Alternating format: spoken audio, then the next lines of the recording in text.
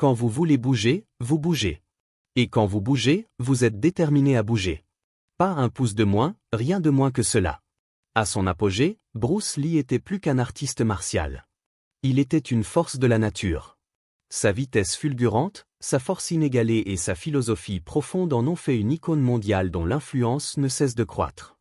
Je pense que la principale raison pour laquelle Bruce était vraiment en avance sur son temps, c'est que j'ai travaillé avec lui, et j'ai entraîné avec Bruce Lee pendant 3 ans, a déclaré un témoin, des décennies après sa disparition. Pourtant, au-delà des films et de la légende, il existe des histoires si incroyables qu'elles semblent tirées d'une fiction, y compris celle dont Joe Rogan a parlé dans son podcast.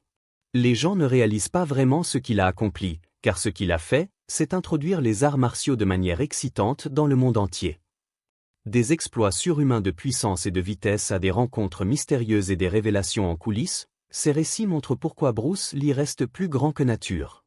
Personne ne croyait que ces histoires sur Bruce Lee étaient vraies jusqu'à ce qu'il découvre la vérité. 15. Le coup de poing d'un pouce qui a choqué le monde. Peu de démonstrations de la puissance de Bruce Lee sont aussi célèbres ou aussi mystifiantes que le légendaire coup de poing d'un pouce. À première vue, cela semblait presque un tour de magie.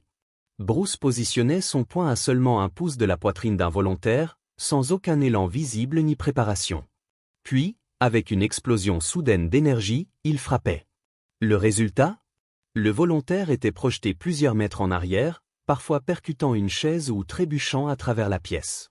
Les spectateurs qui assistaient à la scène en personne étaient stupéfaits, souvent convaincus d'avoir assisté à quelque chose frôlant le surnaturel. Mais il n'y avait aucune magie là-dedans.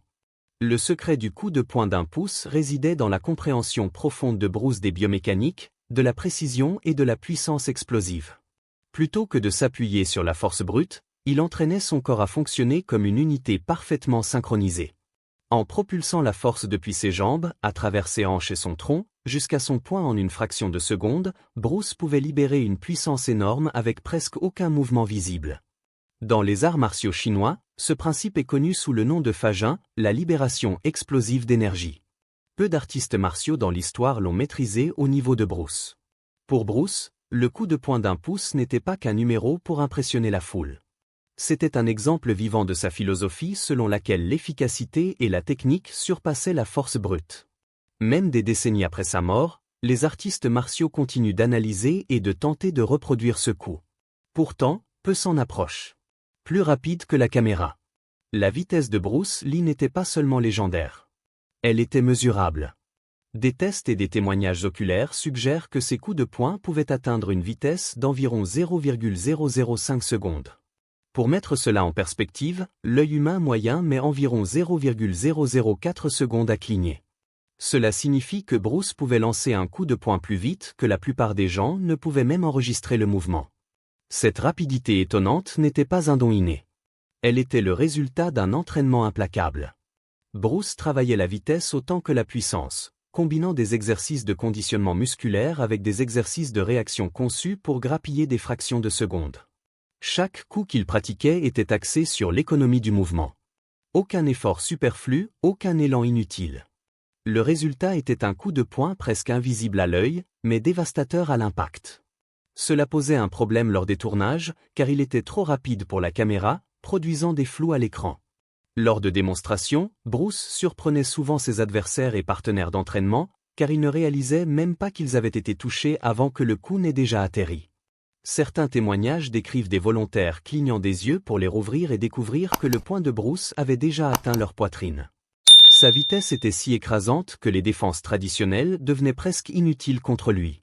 Cette capacité renforçait l'une des philosophies centrales de Bruce, la vitesse équivaut à la puissance. Il croyait qu'un coup qui touchait en premier, même s'il n'était pas le plus fort, pouvait déterminer l'issue entière d'un combat.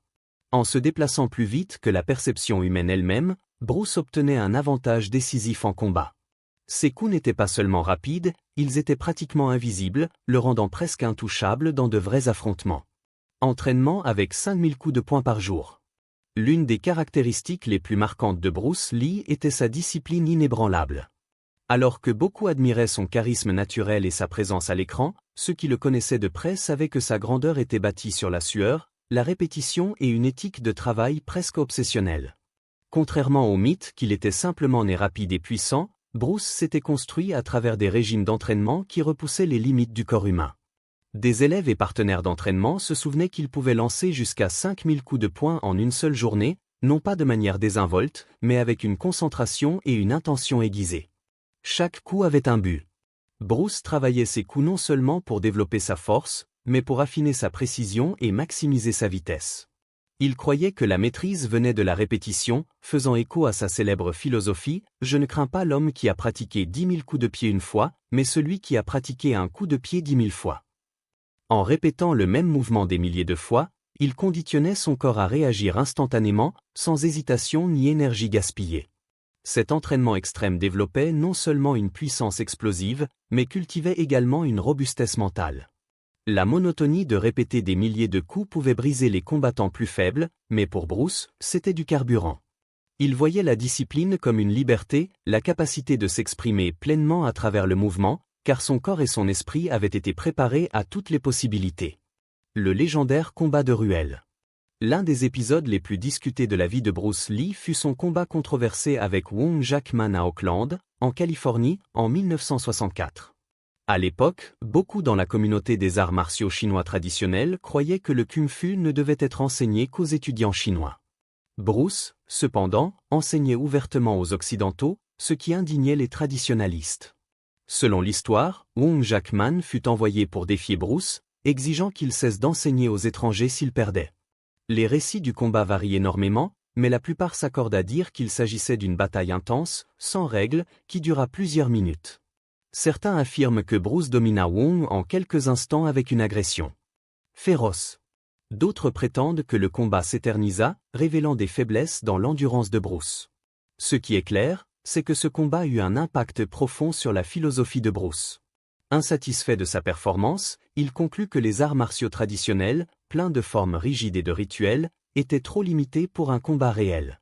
Cette révélation l'inspira à affiner son propre système, le Jeet Kune Do, qui mettait l'accent sur la directivité, la vitesse et l'adaptabilité. Bien qu'entouré de mythes, le combat d'Oakland reste un tournant dans le parcours de Bruce Lee, le poussant de la tradition vers l'innovation et changeant à jamais le monde des arts martiaux. Des abdos d'acier. Littéralement. La force de Bruce Lee ne se limitait pas à ses coups de poing fulgurants ou à ses coups de pied spectaculaires. Elle était ancrée dans son tronc, qui l'entraînait à des niveaux presque surhumains. Ses muscles abdominaux étaient si puissants et conditionnés qu'ils devinrent l'un de ses atouts majeurs, tant à l'entraînement qu'en combat. Parmi ses routines exténuantes, l'un de ses exercices favoris était le Dragon Flag, un mouvement notoirement difficile où le corps est maintenu parfaitement droit tout en étant abaissé et relevé, soutenu uniquement par les épaules. La plupart des athlètes d'élite peinent à compléter une répétition. Pourtant, Bruce pouvait en effectuer plusieurs avec aisance, maintenant la position comme si cela ne demandait aucun effort. Mais Bruce ne s'arrêtait pas aux exercices. Il testait la force de ses abdominaux de manière extrême, presque incroyable. Des partenaires d'entraînement racontaient comment il invitait des gens, parfois des hommes costauds, à le frapper au ventre aussi fort qu'il le pouvait. Alors que la plupart s'effondreraient sous un tel impact, Bruce restait totalement impassible, réagissant à peine, comme si le coup avait frappé de la pierre. Sa force abdominale le rendait incroyablement stable, lui permettant d'absorber des coups sans perdre l'équilibre ou la concentration. Ce n'était pas une question de spectacle ou de vanité. Bruce comprenait que le tronc était le moteur des arts martiaux. Chaque coup de poing, coup de pied, blocage ou mouvement tirait sa puissance des abdominaux. Sa vitesse explosive et son équilibre venaient directement de cette force intérieure. Pour Bruce, des abdos sculptés n'étaient pas esthétiques. C'était une armure fonctionnelle, affûtée pour le combat. Pas étonnant que ceux qui assistaient à son entraînement décrivaient son abdomen comme étant littéralement fait d'acier. Pompe sur 2 doigts. Parmi les démonstrations les plus stupéfiantes de la force et du contrôle de Bruce Lee figuraient ces fameuses pompes sur 2 doigts. Contrairement aux pompes standards, qui répartissent le poids uniformément sur les paumes, Bruce équilibrait tout son corps sur le pouce et l'index d'une seule main. Depuis cette position presque impossible, il s'abaissait et se relevait avec un contrôle total, effectuant plusieurs répétitions comme si cela ne demandait aucun effort. Ceux qui en étaient témoins restaient incrédules, convaincus d'avoir vu quelque chose au-delà des capacités humaines normales. Ce n'était pas qu'un numéro impressionnant. Effectuer des pompes sur 2 doigts nécessitait une combinaison rare de force des doigts, de stabilité du poignet, d'endurance de l'avant-bras et d'engagement du tronc. En maîtrisant cela, Bruce entraînait les muscles mêmes qui donnaient à ses coups de poing et à ses techniques de saisie une précision explosive. Ses coups portaient une précision dévastatrice, non seulement grâce à la vitesse, mais parce que les petits muscles stabilisateurs de ses mains et bras avaient été conditionnés à un degré extraordinaire. Même les athlètes de classe mondiale et les artistes martiaux avaient du mal à effectuer des pompes sur le bout des doigts. Pourtant, Bruce poussait le défi à l'extrême. Il incarnait sa propre philosophie selon laquelle le corps, lorsqu'il est entraîné avec discipline et créativité, pouvait dépasser les limites conventionnelles. Aujourd'hui, les artistes martiaux et les passionnés de fitness tentent les pompes sur 2 doigts en hommage à son héritage, mais peu peuvent reproduire la manière dont Bruce les exécutait avec aisance. Cet exercice reste l'un des symboles les plus clairs de son dévouement, prouvant qu'il n'était pas seulement fort, mais en contrôle total de son corps. Attraper du riz en plein vol. La quête de maîtrise de Bruce Lee allait bien au-delà de la simple force. Il cherchait à affiner chaque aspect de son corps et de son esprit jusqu'à ce que même les plus petits détails soient sous son contrôle. L'un des exemples les plus fascinants était son exercice inhabituel, attraper des grains de riz avec des baguettes. Il lançait une poignée de riz en l'air, avant que les minuscules grains ne touchent le sol, il les saisissait un par un avec des baguettes. À première vue, cela ressemble à une scène tirée d'un film de kung-fu. Pourtant, ceux qui s'entraînaient avec lui ont confirmé que c'était bien réel et très intentionnel. Bruce ne cherchait pas l'effet théâtral. Cet exercice était conçu pour affiner ses réflexes, sa coordination œil-main et sa précision sous pression. La logique était simple, s'il pouvait réagir assez rapidement pour capturer quelque chose d'aussi petit et rapide qu'un grain de riz en chute, intercepter une frappe adverse ou saisir une ouverture en combat serait bien plus facile. Cet exercice reflétait également la philosophie unique de Bruce en matière d'entraînement. Il n'était pas limité par des traditions rigides ou des formes. Il mélangeait pratique culturelle et application pratique. Ce numéro a influencé les passionnés et même inspiré des scènes dans des films comme Karate Kid. Bruce Lee attrapant du riz en plein vol reste puissant des décennies plus tard. Cela incarne son engagement implacable envers l'amélioration, sa créativité en tant qu'artiste martial et sa croyance que la grandeur réside dans la maîtrise des moindres mouvements. Réalisé sans pompe à une main. Pour Bruce Lee, les pompes n'étaient jamais un simple exercice. Elles étaient un défi aux limites humaines. Là où la plupart des gens peinaient à compléter quelques pompes standards, Bruce poussait l'exercice à un niveau qui laissait même les athlètes aguerris incrédules. Il pouvait enchaîner 100 pompes à une main en une seule session, son corps aligné avec une forme parfaite du début à la fin. Son contrôle, son équilibre et son endurance étaient inégalés, prouvant que ce qui semblait impossible pour les autres était simplement routinier pour lui. Pourtant, Bruce ne se contentait pas de maîtriser la pompe à une main. Il relevait la barre en ajoutant une touche explosive, applaudir entre chaque répétition. Imaginez équilibrer tout votre corps sur une main, vous abaisser avec précision, puis vous propulser vers le haut avec assez de force pour libérer votre main, applaudir et retomber en position, tout cela sans perdre l'équilibre. C'était un exploit extraordinaire de puissance, de coordination et de stabilité. Et Bruce l'exécutait avec la même fluidité qu'il appliquait à ses arts martiaux. Mais ce n'étaient pas des numéros de cirque ou de simples démonstrations pour impressionner. Pour Bruce, chaque exercice avait un but. Les pompes à une main développaient une force énorme au niveau du poignet, de l'avant-bras et de l'épaule, tandis que l'élément d'applaudissement entraînait les fibres musculaires à contraction rapide, essentielles pour des frappes fulgurantes. C'était un entraînement fonctionnel à son plus haut niveau, mêlant endurance et puissance. En fin de compte, les pompes à une main avec applaudissement de Bruce symbolisaient son état d'esprit. Il ne s'entraînait pas seulement plus dur, il s'entraînait plus intelligemment, cherchant toujours des moyens de repousser les limites conventionnelles. Pour lui, l'impossible n'était qu'un autre défi à conquérir. Il pouvait frapper un homme avant qu'il ne réagisse. La vitesse de Bruce Lee ne se limitait pas à ses coups de poing. Ses coups de pied étaient tout aussi terrifiants. Lors de démonstrations contrôlées avec des sujets tests, les observateurs notaient quelque chose de remarquable. Lorsqu'il lançait un coup de pied, la cible n'avait souvent même pas le temps de tressaillir avant l'impact. Le temps que leur cerveau enregistre le mouvement, son pied avait déjà touché. Ce n'était pas seulement rapide, c'était plus rapide que le temps de réaction humain lui-même. Ce qui rendait cela possible n'était pas de la magie, mais des années d'entraînement implacable. Bruce travaillait chaque frappe jusqu'à ce qu'elle devienne une seconde nature, éliminant tout mouvement superflu. Ses coups de pied ne donnaient aucun indice à l'adversaire, pas de mouvement d'épaule, pas de pas exagéré, rien pour avertir de ce qui allait arriver. Ajoutez à cela son accélération explosive, Et le résultat était une frappe qui semblait instantanée. Les témoins décrivaient la sensation d'être frappés par Bruce comme choquante. Ils ne ressentaient pas seulement la puissance, mais l'impuissance de réaliser qu'ils n'avaient aucune chance de répondre. C'était comme s'il existait une fraction de seconde en avance sur tout le monde, opérant sur une horloge plus rapide. Pour Bruce, ce niveau de vitesse n'était pas une question de spectacle. En combat réel, la capacité de frapper avant qu'un adversaire ne puisse réagir signifiait que le combat était pratiquement terminé avant même de commencer. Ses coups de pied fulgurants incarnaient parfaitement sa philosophie. La meilleure défense est une attaque puissante, délivrée avant que votre ennemi ne sache qu'elle arrive. Choix des abonnés. Ce prochain choix nous a été envoyé par un abonné, et il nous a laissé abasourdis. L'image montre Bruce Lee prouvant à un tigre qui est le patron. À première vue, personne ne croirait que cette histoire est vraie. Eh bien, jusqu'à ce que vous voyez comment cela s'est déroulé. Ce tigre était censé faire partie d'un tournage, mais il se serait échappé en plein milieu du film, semant la panique sur le plateau. Alors que l'équipe s'enfuyait, Bruce resta calme, calculant ses mouvements. L'animal bondit sur lui avec toute sa force, mais les réflexes de Bruce furent plus rapides.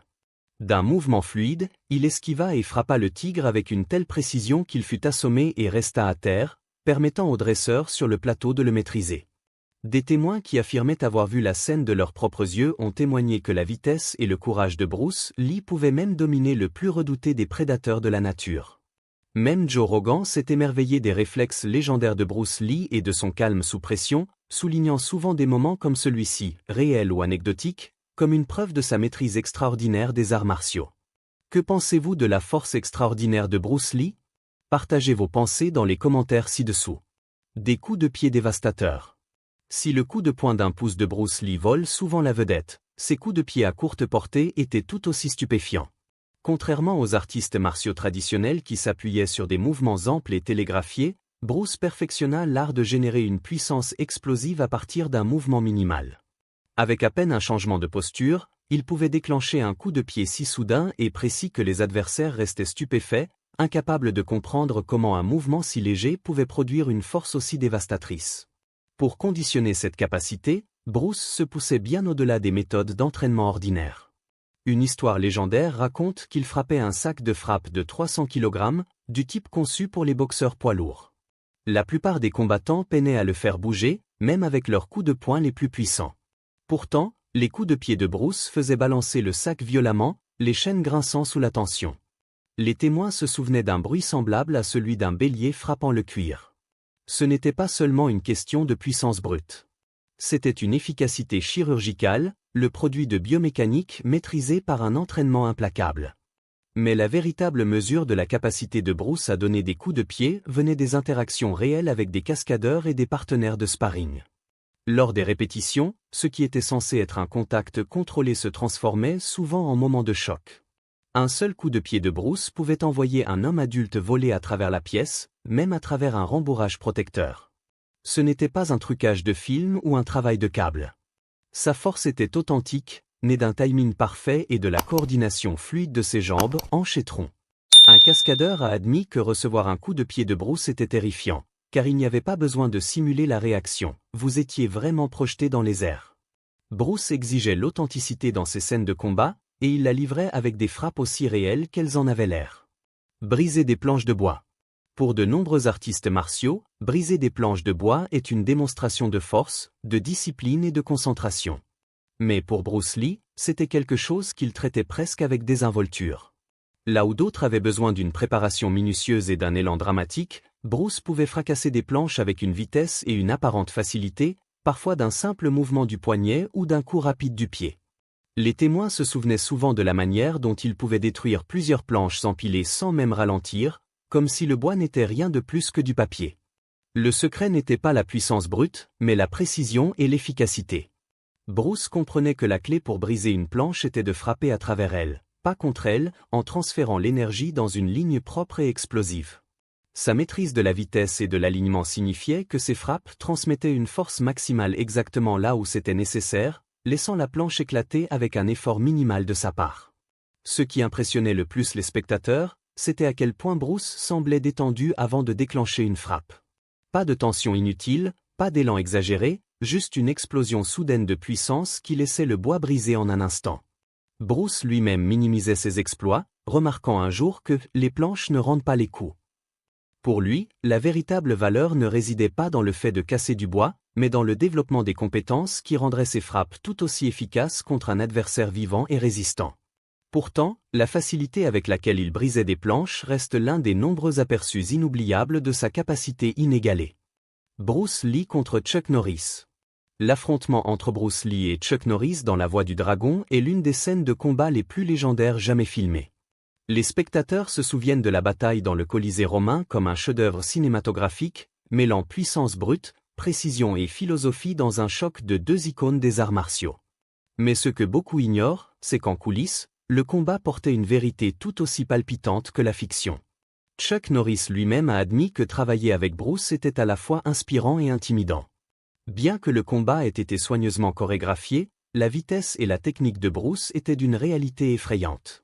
Chuck expliqua que lorsqu'il lançait un coup de poing ou un coup de pied pendant les répétitions, les frappes étaient si rapides qu'il ne pouvait souvent pas les suivre avant qu'elles ne soient déjà passées.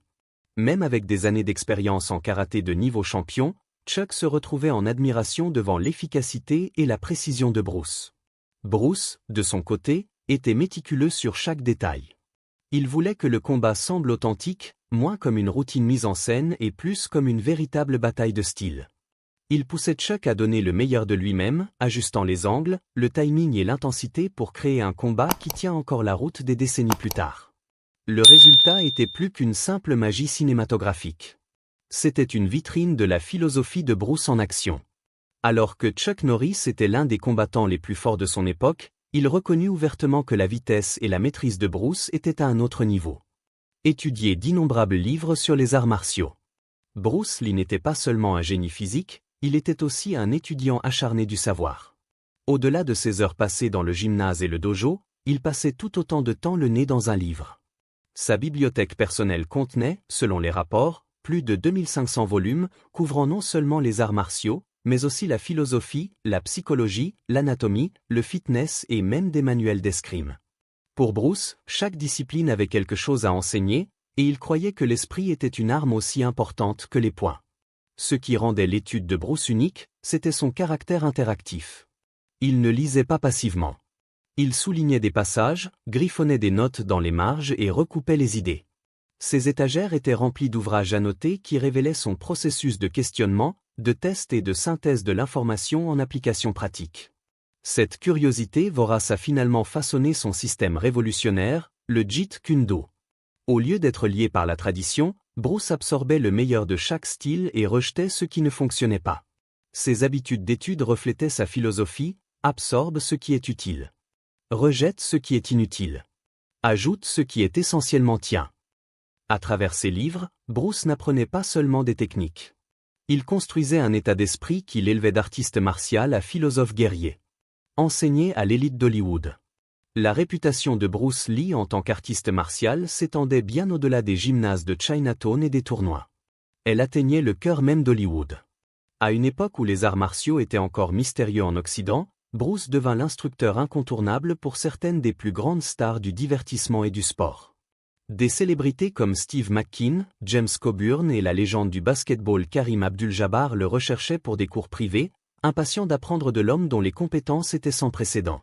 Pour Bruce, ces sessions n'avaient rien à voir avec le glamour des célébrités.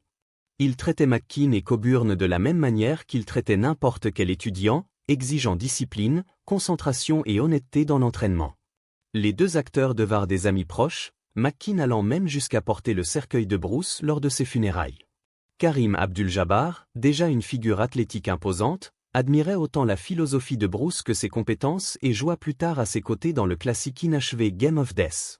Les élites d'Hollywood étaient fascinées non seulement par les techniques de Bruce, mais aussi par son approche philosophique. Il leur enseignait que les arts martiaux étaient une question d'efficacité, d'expression de soi et de liberté personnelle, des leçons qui allaient au-delà du combat. En entraînant les riches et célèbres, Bruce a contribué à faire entrer les arts martiaux dans la culture occidentale mainstream. Ce qui commença comme des leçons privées dans des arrière-cours et des garages évolua finalement en un phénomène mondial, avec Bruce comme pont entre l'Est et l'Ouest. Le coup de doigt qui pouvait aveugler. Parmi l'arsenal de techniques de Bruce Lee, peu était aussi redouté ou aussi pratique que son coup de doigt droit. Contrairement aux coups de pied spectaculaires ou aux coups de poing flashy qui éblouissaient les spectateurs, ce mouvement était brutalement simple et terriblement efficace. Bruce le considérait comme l'un des meilleurs outils pour l'autodéfense dans le monde réel, car il pouvait neutraliser un adversaire instantanément en visant les yeux. Le coup reposait sur la vitesse, la précision et l'exactitude plutôt que sur la force brute. Bruce entraînait ses mains de manière obsessionnelle pour délivrer des frappes fulgurantes avec les doigts tendus, développant le conditionnement nécessaire grâce à des pompes sur le bout des doigts, des exercices de frappe et des renforcements spécialisés. Les témoins de ces démonstrations remarquaient souvent à quel point le mouvement était choquant de rapidité, si rapide que la plupart des gens ne le percevaient qu'une fois ses doigts déjà sur la cible. Bruce soulignait également la valeur psychologique du coup de doigt. Dans un combat réel, un adversaire soudainement menacé ou perturbé dans sa vision perdait sa concentration, offrant une ouverture pour mettre fin à l'affrontement immédiatement. Cela reflétait sa philosophie plus large. Le combat n'était pas une question de spectacle. Il s'agissait de survie et d'efficacité. Alors que certains artistes martiaux rejetaient les coups aux yeux comme trop dangereux ou déshonorants, Bruce soutenait que les combats de rue n'avaient pas de règles. Le but était de mettre fin à un conflit le plus rapidement possible, et le coup de doigt était l'incarnation parfaite de ce principe. Pour Bruce, ce n'était pas juste une frappe. C'était un rappel que les techniques les plus simples, lorsqu'elles étaient maîtrisées, pouvaient être les plus puissantes. Quelle est l'histoire de Bruce Lee la plus incroyable? Faites-nous part de votre avis dans les commentaires ci-dessous. Nous espérons que vous avez apprécié cette vidéo. N'oubliez pas de liker, partager et vous abonner à notre chaîne pour plus de contenu. Merci beaucoup d'avoir regardé, et à bientôt pour la prochaine vidéo.